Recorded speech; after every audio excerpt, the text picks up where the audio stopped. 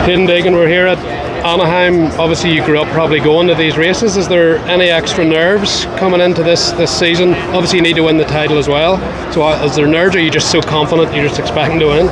Yeah, there's always nerves, but I feel like I've kind of learned how to tame that because I've been in situations where the nerves are hitting the most. I've had to, clutch a championship, tied in points. I've won a championship by a lot of points, so I've kind of, figured it out now. It's kind of able to control the nerves mentally, and honestly, it's A1. There's obviously going to be nerves, and I feel like I'm good at working off of the hype and the noise. So the two bikes up there behind you at the press conference was your bike and Jett Lawrence. Everyone wants, I think, already to see you both race. Do you know when you're going 450, and do you watch Jett Lawrence now and try to learn from what he's doing, or find a weakness if you can? Yeah, 100%. I've definitely worked hard and to get to the point where people are talking like that, So obviously I have a good team around me, but 450s, don't know exactly when we're going there. The goal is to win the supercross title first, and the rivalries is cool. No matter what team, no matter what size bike we're on, gets it talking, grows the sport, gets the people to join in each weekend. So that's kind of the big thing. Let the people talk, have them join in each weekend, and we'll go do our workout here. Brilliant, thank you. Yeah. Eli, so you said, presuming this is your last year going into 2025 Anaheim 1, do you feel less pressure because your legacy is done? We all know how good you've been, and you're a legend regardless of what happens this year. Do you feel you can just go in pressure free and just give it everything you've got and see what happens? Of course that helps, that I've accomplished wins and championships, but at the same time I want to hold myself to a high standard and it not just be a send-off tour by any means. So coming here with a lot of expectations and of having the mindset of just trying to win. Like I don't have the mindset of just a podium. Like I wanted to go for a win. So I guess we'll find out soon enough. Jett's obviously the reference. You've mentioned that as well. You started ahead of him in SMX and Motocross of Nations. Are you able to learn what he's doing in moments like that? And do you fundamentally believe if you get out with him tomorrow that you can beat him straight up to speed? I sure hope so. I mean, I was dicing with him in the SMX a lot of the races there, and of course he got me in a few of those events. But I've done my best to improve myself in the motorcycle, and we'll see how it goes. But I don't think I've really lost anything, so I think we've made some moves forward. And finally, what's been the most enjoyable part of your career, time of your career? Most enjoyable? Well, just this is a great question. Well, any of the wins, man, because it's just like you get to satisfying after all that work, all of that dedication and commitment to something. So nothing like winning races. And the first Supercross title, was that the most meaningful title in your career? Yeah, it was, because that was the hardest one to get, right? It was the one that was so close so many times, failed so many times, and then finally got it in 20. Well, thank you very much. All the best. Nice to see you. You're in green. It's taken me a while to get used to the whole setup. Monster, Kawasaki. What about yourself? Was it hard to get a green fender when you started riding? Yeah, I mean, it's cool, just everything's different, everything's new country, new championship, new bike, new team. So I'm happy to get this going here in A1, and we'll see. I'm happy for this new adventure. How is the bike? I know you had a couple of incidents there. You didn't get the time on the bike you probably needed coming into the main season, but do you still feel more comfortable on it than you did the gas coming in last year? Yeah, obviously the bike is in a very good spot. I would have liked to get a bit more riding for A1, but it is what it is. I feel good. Still a lot to improve, but it's a good start, so we'll see how we feel on the weekend. You get good starts, obviously. If you get a good start in the first few rounds, but you don't feel you're quite where you need to be, will it be hard to calm yourself down and not try to run with Jett and Eli and those guys and potentially crash? Or are you able to calm yourself down and accept where you are? Usually you're able to do that, but Supercross is pretty intense. Well, we'll see. I mean, I will just ride my pace and see what it is, right? Yeah. Obviously, I'm far, I feel like, from being contender for wins or even top 3s or top 5. So I just need to ride my pace. I don't want to get injured. I just want to keep building, and I have no pressure from the team. I have great people around me that's helping me to grow, and that's it. And what's been the toughest thing for you to learn this off season on a supercross track? Toughest thing? I think just everything. Everything takes time. Turning with a different setup, jumping, whoops, everything's different. So. And how's the lifestyle? Obviously, really sunny here. Lifestyle it's not bad. Everything's super expensive compared to Europe, like crazy. But for the rest, super sunny, so it's cool. You get out in the morning and sunshine. You can enjoy it better. So when we left Dublin, it was -4. And obviously, you're known to be in Belgium. But stuff. Not here. Here we are over 22 degrees every day. We even have some days in 26. So crazy. Does it make it just easier to go and train in that sort of weather, or do you mind training in the winter? I mean, no, it's better. It's better when it's sunny, and better than -4 or even 5 degrees. So better to train and do the practicing with this weather. And you mentioned MXGP that maybe don't build the stars up like you. Obviously, Jeffrey's kind of maybe the biggest star there, but Tim, Roman and those guys, what do you think they can do better to build those stars as big as the stars are in America here? Well, it's a different championship. I feel like MXGP maybe needs to figure it out, and that's it. I'm not racing here in the US, so I'm focusing here. Will you watch MXGP this year, or text Hurlings or anything? Or yeah, obviously I love motocross, so I will probably watch some of the races. But we are racing every single weekend, so at the same time. But yeah, I mean we have time. We have time to watch my races here and time to watch MXGP. So why not? Are you worried about burnout at all? You've been going at such a high level with high pressure championship intensity, and now, as you mentioned, 31 races. No, not at all. No, I mean I feel like this will extend even my career because everything is new, and I'm now just turned 24, and I feel like I'm starting almost from zero again. So it's cool.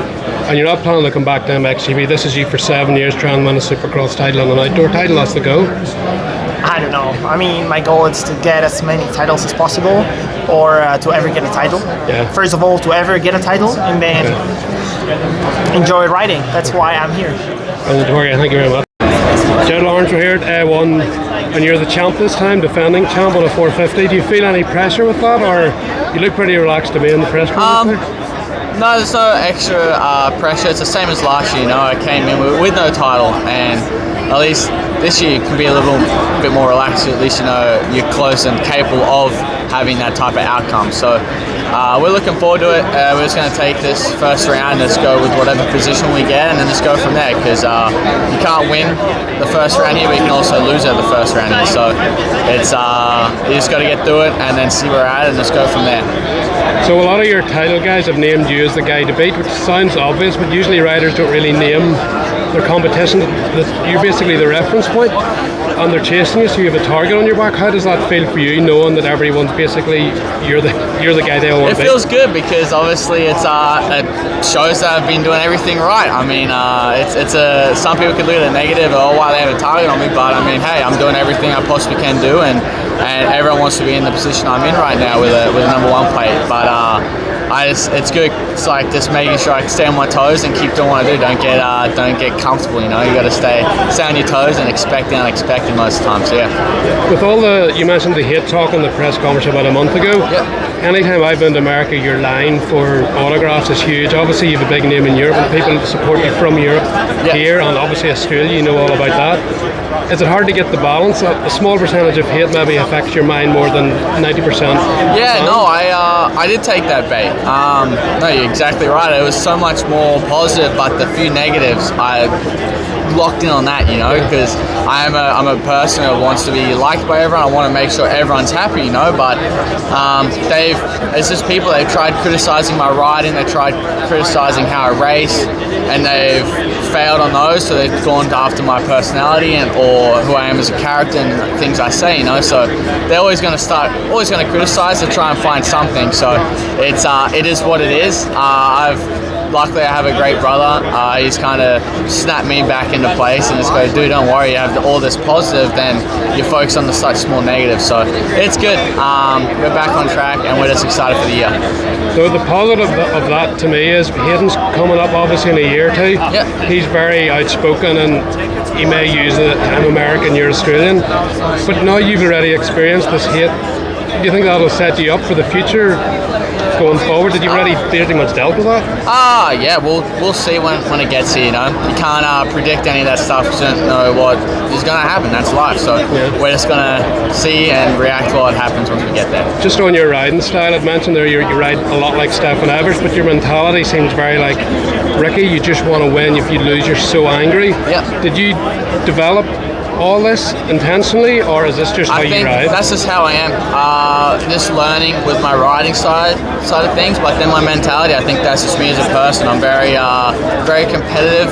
I like to win. I mean, a lot of people like to win, but I just make sure I try and put those extra hours into consolidate that and stuff like that. But I think that's just me and learning from other people and just trying to better myself.